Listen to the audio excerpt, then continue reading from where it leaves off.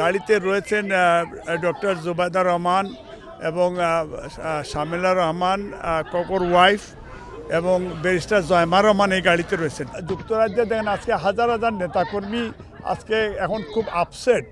তারা আমাদের নেত্রীকে তারা চেয়েছিল যে নেত্রী আরও কিছুদিন থাকবেন এবং নেত্রীকে নিয়ে তারা একটা আনন্দ করবে, একটা প্রোগ্রাম করবে। তো বিকজ নেত্রীর শারীরিক অসুস্থতার কারণে তারা সেইখানে নেত্রীকে তারা সেই দিন আমরা কোনো প্রোগ্রাম ওইভাবে দিতে পারিনি।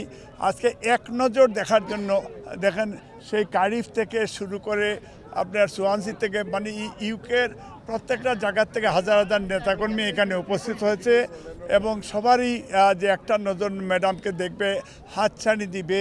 নেত্রী যাতে রিল্যাক্স পাবে, 4টার ফ্লাইটে দোহার 1 ঘন্টার জার্নি বিরতি থাকবেন। সেখানে আগামীকালকে 10:30টায় উনি বাংলাদেশে পৌঁছাবেন ইনশাল্লাহ। মা বেগম খালেদা জিয়া চিকিৎসার জন্য লন্ডনে এসেছেন, আসার পর আজকে দীর্ঘ 4 মাস পরে আজকে দেশে ফিরে যাচ্ছেন। আমি দেশবাসী সবার কাছে দোয়া চাচ্ছি যাতে আল্লাহ রাব্বুল আলামিনের যাতে উনাকে সহি সালামত